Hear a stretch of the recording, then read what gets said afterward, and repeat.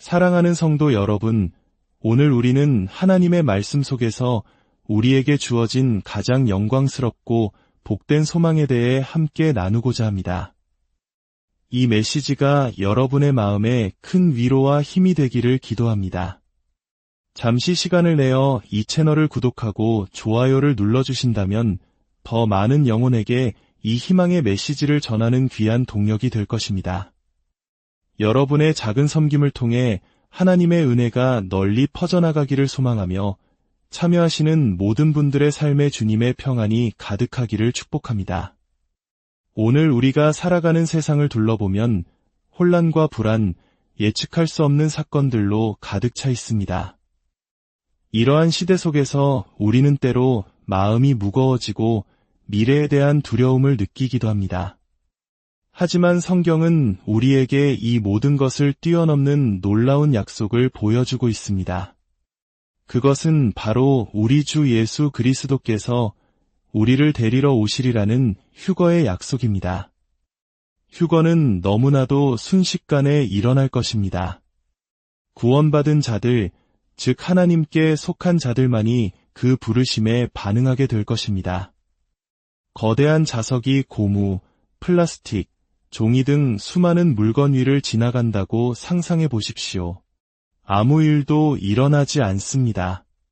하지만 그곳에 새로 된 클립이 있다면 어떻게 될까요? 자석은 오직 새 클립만을 끌어당길 것입니다. 클립이 크든 작든 파란색이든 빨간색이든 상관없습니다. 새라는 본질이 중요할 뿐입니다.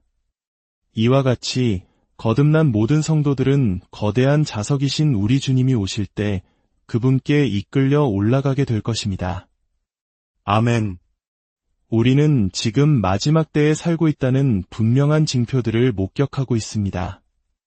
불과 100년 전만 해도 이스라엘은 나라 없는 민족이었습니다.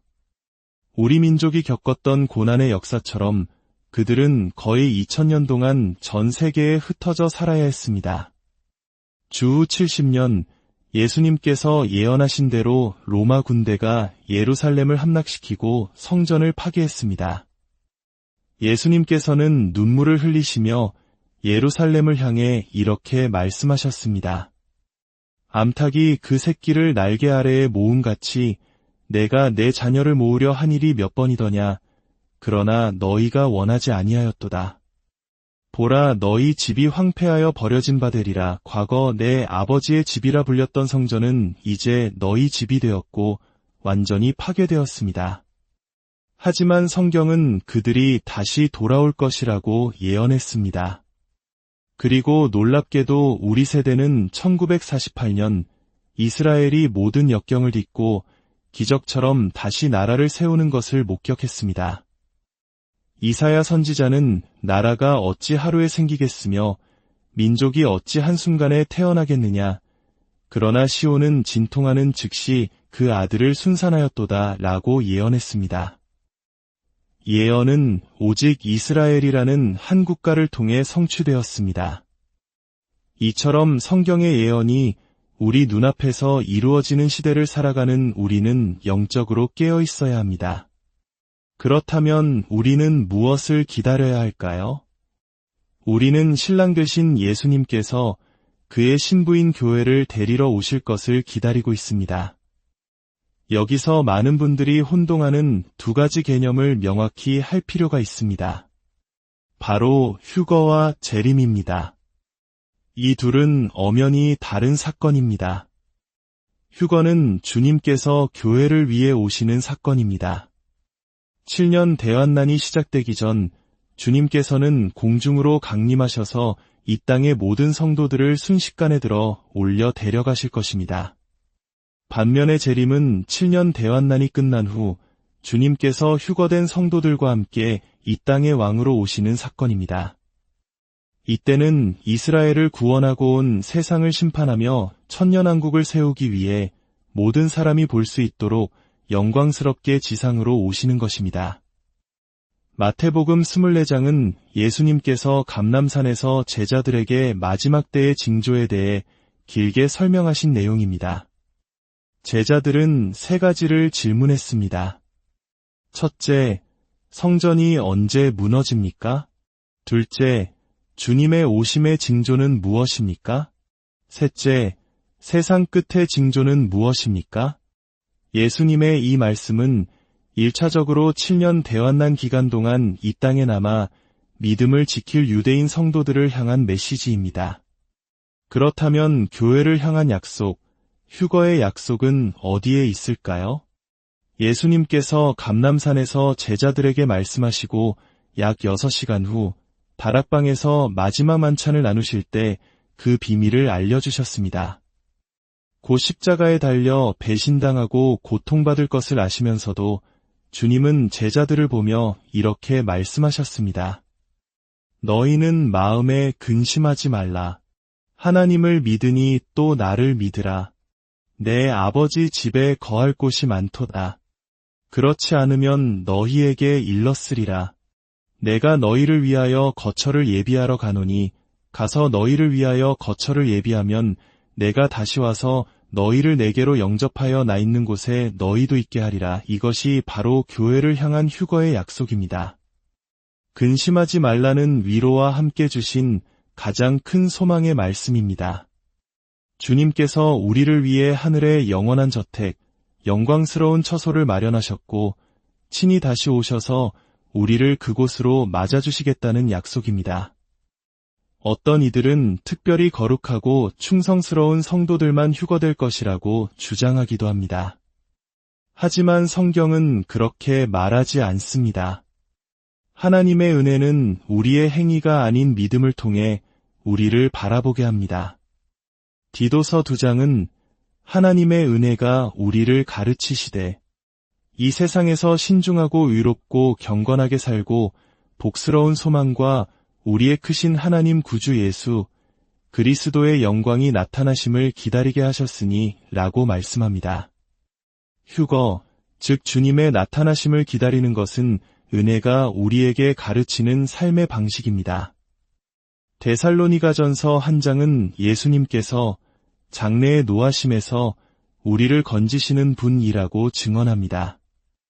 여기서 장래의 노하심은 7년 대환난, 즉 하나님의 진노가 이 땅에 쏟아지는 시기를 의미합니다. 우리는 그 진노로부터 구원받도록 약속되었습니다.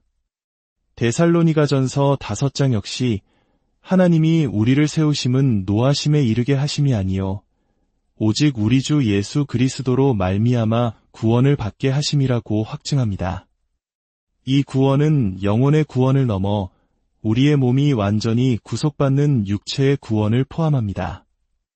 사도 바울은 데살로니가전서 4장에서 휴거의 광경을 아주 자세히 묘사합니다. 주께서 호령과 천사장의 소리와 하나님의 나팔 소리로 친히 하늘로부터 강림하시리니 그리스도 안에서 죽은 자들이 먼저 일어나고 그 후에 우리 살아남은 자들도 그들과 함께 구름 속으로 끌어올려 공중에서 주를 영접하게 하시리니 그리하여 우리가 항상 주와 함께 있으리라. 그러므로 이러한 말로 서로 위로하라. 주님께서 친히 오십니다. 그분의 부르심에 먼저 잠든 성도들의 영혼이 부활의 몸을 입고 일어나고 곧이어 살아있는 우리도 영광스러운 몸으로 변화되어 공중으로 들려 올라가 주님을 만나게 될 것입니다. 세상은 이 일이 일어났다는 것조차 깨닫지 못할 것입니다. 그저 수많은 사람들이 순식간에 사라졌다는 사실만을 알게 될 뿐입니다. 고린도전서 15장은 이 신비를 더욱 명확히 설명합니다. 보라, 내가 너희에게 비밀을 말하노니 우리가 다 잠 잘 것이 아니요 마지막 나팔의 순식간에 홀연히 다 변화되리니. 여기서 바울이 편지를 쓴 고린도 교회는 분열하고 다투며 심지어 우상의 제물을 먹고 부도덕한 죄에 빠진 성도들도 있었습니다. 그럼에도 불구하고 바울은 우리 모두가 변화될 것이라고 선포합니다. 휴거의 자격은 우리의 완벽함이나 충성심의 정도에 달려있는 것이 아닙니다. 오직 예수 그리스도를 믿고 거듭난 모든 성도에게 주어지는 은혜의 선물입니다. 그날 우리는 썩지 않을 몸, 죽지 않을 몸을 입게 될 것입니다. 더 이상 늙거나 병들지 않으며 슬픔이나 눈물, 아픔도 없는 완전한 몸입니다. 주름도, 탈모도, 질병의 고통도 없는 영원한 몸으로 변화될 것입니다. 이것이 우리가 가진 복된 소망입니다. 사랑하는 성도 여러분, 세상의 소식에 낙심하지 마십시오. 미래에 대한 염려로 마음을 빼앗기지 마십시오. 우리는 이 땅의 어떤 세대보다도 성경의 예언이 성취되는 것을 가장 가까이서 보고 있는 세대입니다. 주님께서 내가 속히 오리라고 하신 약속은 그 오심이 시간적으로 느리다는 의미가 아니라 오실 때에는 갑작스럽게 순식간에 임할 것이라는 뜻입니다. 눈 깜짝할 사이에 모든 것이 변할 것입니다. 그 영광스러운 날, 우리는 신랑 되신 주님을 공중에서 만나 영원히 그분과 함께하게 될 것입니다. 이 복스러운 소망이 오늘 여러분의 삶에 살아있는 힘이 되기를 바랍니다. 세상이 주는 두려움 대신 하늘로부터 오는 평안과 기쁨이 여러분의 마음을 다스리기를 원합니다. 우리를 위해 다시 오시겠다 약속하신 주 예수 그리스도의 은혜가 여러분 모두에게 충만하시기를 주님의 이름으로 축원합니다.